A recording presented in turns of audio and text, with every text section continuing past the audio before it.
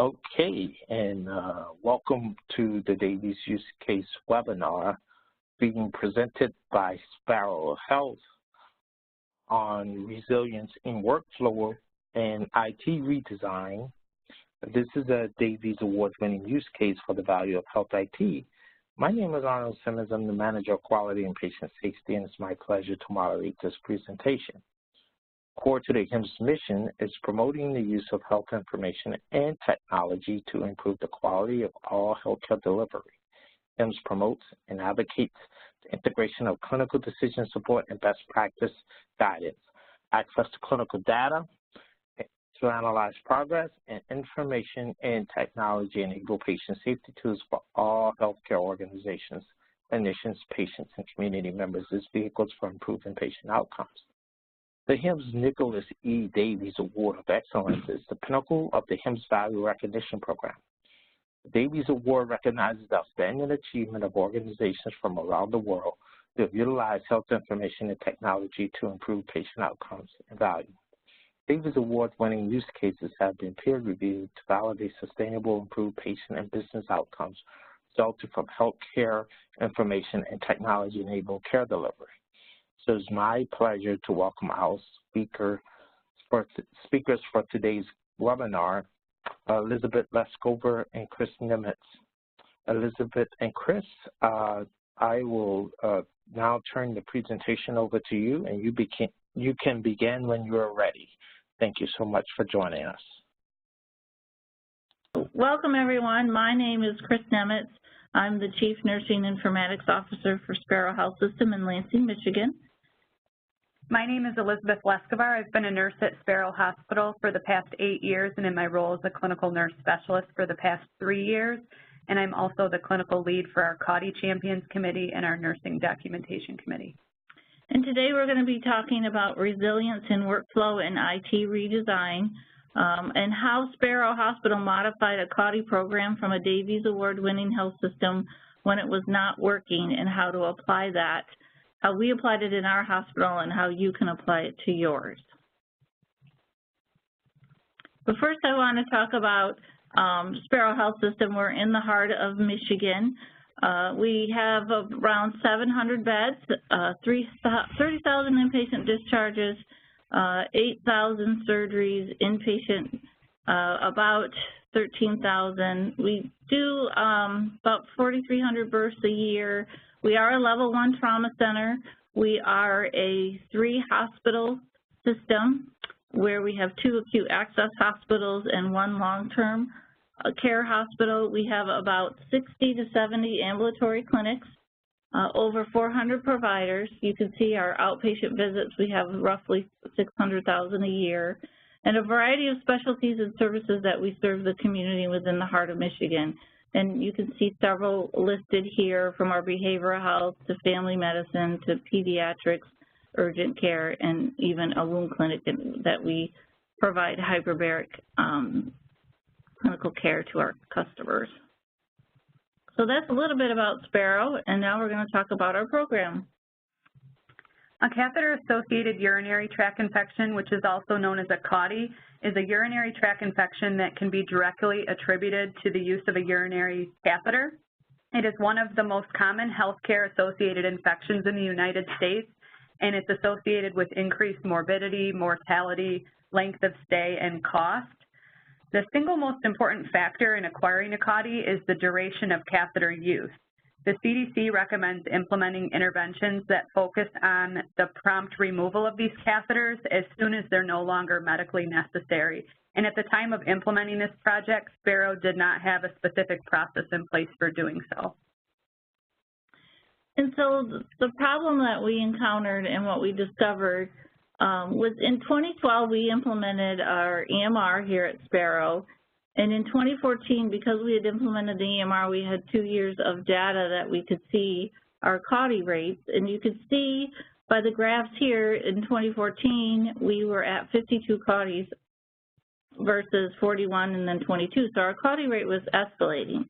So we began exploring how our health IT, really our EMR, what could our EMR do to help support the best practices in our CAUTI prevention program?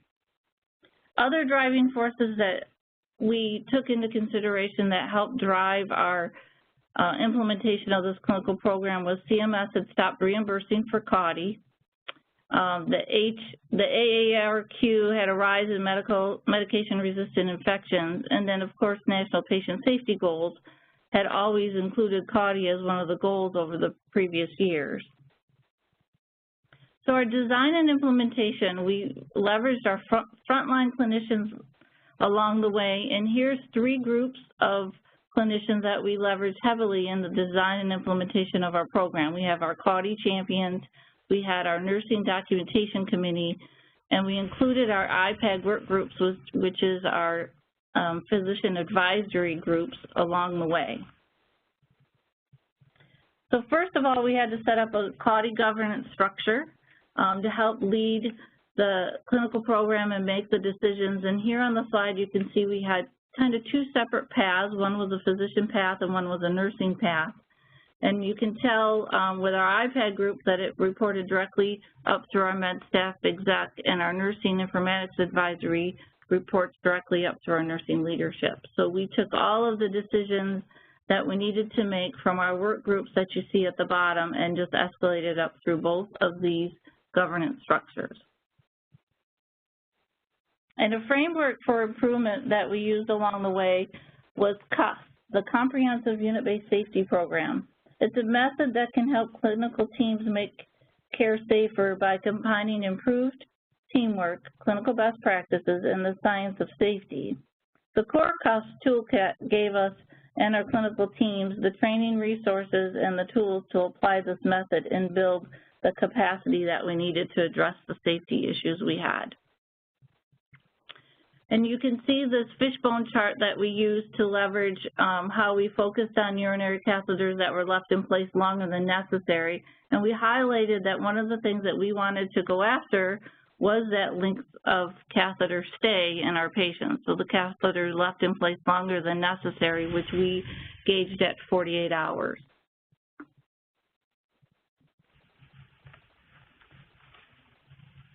So design and implementation. As I said before, we went through our IPAD, our CAUTI steering committee, and our nursing documentation committees to select a program that we would use to guide us. And we took a program that EPIC had already published by Texas Health Resources that they had published, and they were also a Davies Award winner. So we were standing on the shoulders of our giants, so to speak, but we also took what they used, looked at the data, looked at our data, and thought this would be an easy type of implementation that we could use, duplicate it, and looked at their results and thought, wow, we could certainly do this here at Sparrow.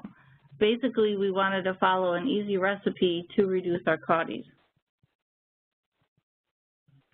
So the project description and goal does our EHR clinical program approach using physician-facing standard order sets, order panels, and best practice advisories, along with nursing documentation flow sheets, reduce urinary catheter line days and CAUTIs at Sparrow. Our goal was by 12/31/2015 was to reduce our catheter line days by 10%. Our outcome goal was to decrease CAUTIs by 20% compared to a baseline year of 52 in 2014, which is 1.4 SIR rate respectively. Our benchmarks and our starting line, we looked at our CMS guidelines, the SIR rate that they had as a benchmark, we wanted to be below 0.828. And of course, our Sparrow goal was 0 preventable harm. And starting in 2014, our line days, as you can see, were 26,847. And at the end of the year in 2014, we had 52 CAUTIs, and our SIR rate was 1.4. So the knowledge tools that we decided to use, we used a few different things along the way. We used a how-to guide, Prevent Catheter-Associated Urinary Tract Infections Institute for Healthcare Improvement. We used APEC implementation guide, and we also used EPIC's CAUTI clinical program that they published related to Texas Health. The IT tool we used was EPIC because we had that already existing. It was our workflow integration. We used the document tools and the decision support that it provided, and it also gave us the analytics to measure and improve through Tableau dashboards. And all put together, we use people, technology, and process to implement our program. We also went through 4 different stages as we went through the development and the implementation, the testing of our program. You know, the first thing we needed to do was decide what good looks like. So we defined populations, we identified best practices, we determined what our order set priorities would be, the participation requirements along with BPA properties. Then we built the solution. We built the order sets, the care plans, the clinical decision support tools. And then we tested, we talked about it, and we actually teach our clinicians what this was about and why. We connected the dots. And then we went live, and we also continued to do PDCA cycle, which you'll see later on in the program. 8 months later, after we implemented in April of 2014, you can see that we didn't improve. So we implemented the program, we did exactly what Texas Health had done, and we were excited about it, and then 8 months later, we looked at the data and we hadn't improved. And we didn't exactly know why, so we had to go back to the drawing board and involve our clinicians some more, involve the frontline caregivers as to why did we implement this, why did we not see any improvement, and what was going on. So back to the drawing board it was. We changed BPAs from a physician-facing to nurse-facing. We originally built our BPA so that it was facing our physicians, when in fact it should have faced our nursing. Our CAUTI programs and our catheters are usually nursing-based functionalities that we do every day in the workforce. So we turned the BPA to the nurses. We looked at catheter management and timely removal because it was a high nursing priority. We did a better locus of control for documentation and action. We also needed the right leadership, workflows, and usable IT in place. We outlined the big elements, and we went back through our governance structure to drive this improvement. Our desired outcomes for this project involve both process and patient outcomes. We were striving to decrease Foley line days, to decrease CAUTIs, and to decrease our CAUTI standardized infection ratio. I will now discuss the various interventions Sparrow implemented using a timeline format.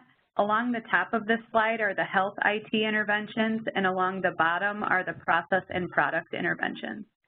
In 2014, Sparrow began differentiating between short-term Foleys and long-term Foleys. A short-term Foley is one that we expect to be in place for less than 48 hours, and a long-term Foley is one we expect to be in place for 48 or more hours. As Chris mentioned, the short-term Foley order was bundled with an order for discontinuation after 48 hours, and at this time we implemented the physician-facing BPA that notified providers when a short-term Foley had been in place for 48 or more hours. We also implemented the RN-facing BPA that prompted the RN to reassess the reason for continued Foley use every 12 hours. In 2015, after realizing we were not getting the desired results, the physician-facing BPA was changed to an RN-facing BPA. In 2016, a report was developed to help support the performance of monthly Foley rounds performed by our CAUTI champions, and we also added some enhancements to the nursing documentation. In 2017, a new Foley order set, updated nursing documentation, and a new system-wide policy for urinary catheter care were implemented, and a BPA was also added to prompt the addition of the Foley maintenance care plan and associated patient education template.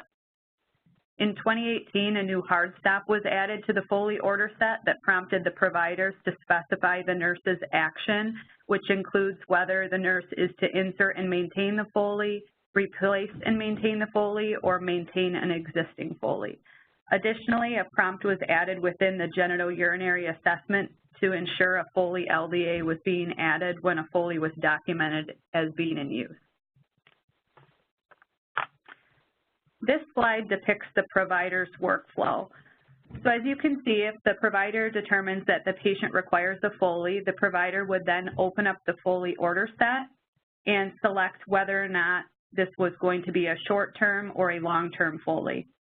At that time, the provider has 2 required questions, one for the indication for use and then also the nursing action that I previously mentioned. And then the provider would sign the orders. This slide depicts the nurse's workflow.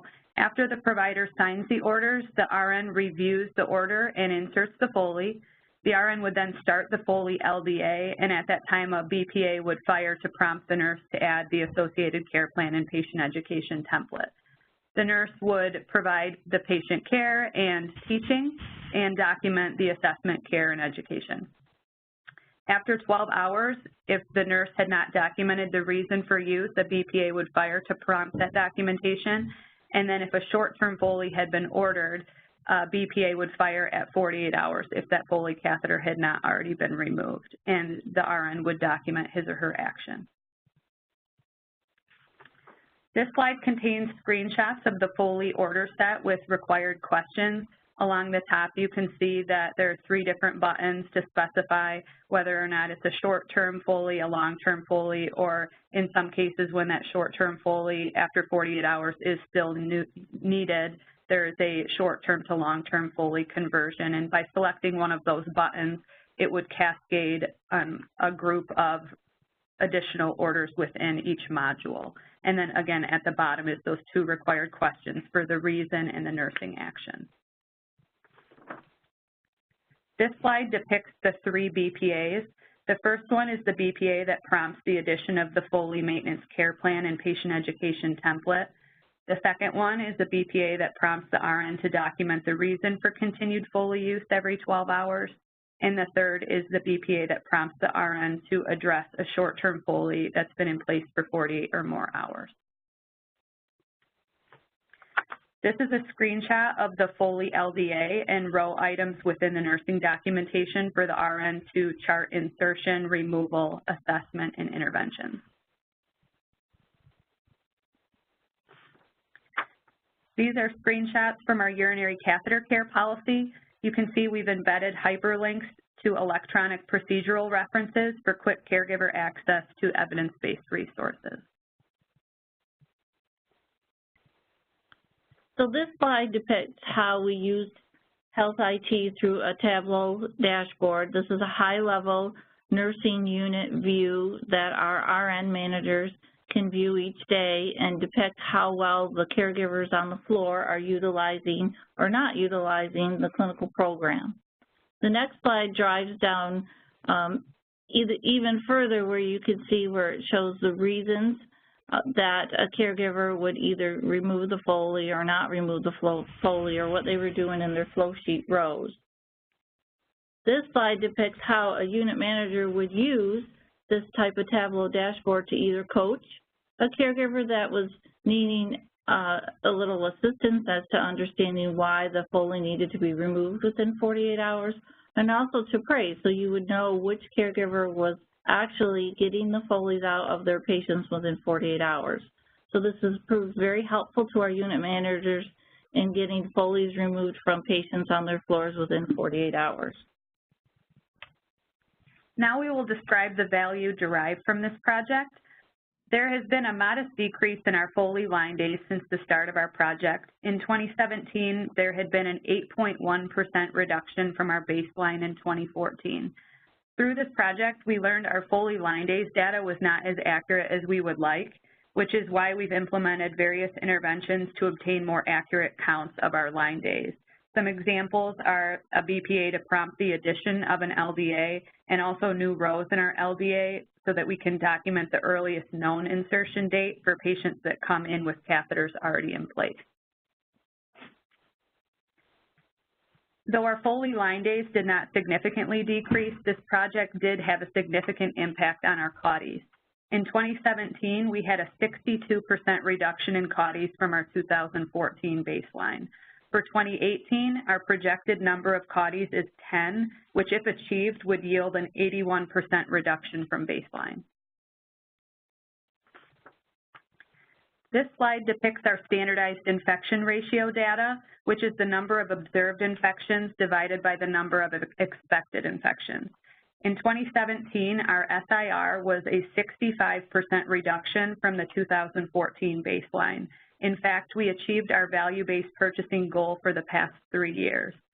In response to the slight increase in 2017, we implemented face-to-face CAUTI reviews with our unit leaders and infection prevention department.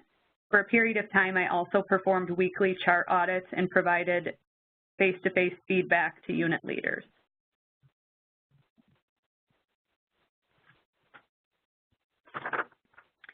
On this slide, you can see the data for our 3 outcome goals. This project correlated with the improved process outcome of having fewer Foley line days and the improved patient outcomes of having fewer CAUTIs and a lower CAUTI SIR. So the value derived from implementing this clinical program is outlined below. You can see the patient outcomes by severity and illness, ICU versus non-ICU, which will come into play when you estimate the cost that it saved your organization. For us, on the following slide, you'll see the costs for each non-ICU and ICU patient and the value derived. Pointing out from 2014 to 2018, the total cost avoided was over $1.1 million for the entire program. External recognition for our results after we implemented this program proved to be that we used a lot of collaboration in regard to picking up the clinical program from our Texas Health organization, but also leveraging our clinical documentation committee, CAUTI committees, and our IPAD committee. EPIC recognized this and published this as a power of the peer in their Success at 7 newsletter that they publish. We also were highlighted in the Hospitalist Journal, recognized for our CAUTI program, how we leveraged our EHR to get the most out of it in relationship to the CAUTIs that we decreased throughout the years. So capital and operating expenses are shown below in this table. You can tell it was a little of cost to really prove the gain that we received when we implemented the program of $1.1 million cost avoidance. Lessons learned: when you're stuck, think and look outside the box. We didn't give up when our CAUTI numbers didn't improve. We continued to be relentless and look at our PDCA cycle. We learned that we needed to carefully select the most appropriate end user to see and take action on the BPA. At the beginning, we duplicated what Texas Health had done regarding physician-facing BPAs and realized that our nurses really needed to see the BPA. Carefully plan your data needs before implementation. At the beginning of the program, we struggled to get the data that we thought we needed from our EHR. It took a little bit to really understand what we needed to look at and why. An ongoing collaborative PDCA cycle is key to sustaining this program. Here's a list of references that we use throughout the slide deck. And thank you very much. Okay, I would like to thank our speakers from Sparrow Health for joining us on this webinar today, and remind our listeners where to go find more quality Davies use case webinars and information on how to apply for Davies. That information can be found posted at the HIMSS Davies Awards website at hims.org/Davies. Again, that's hims.org/Davies. Thank you and have a good day.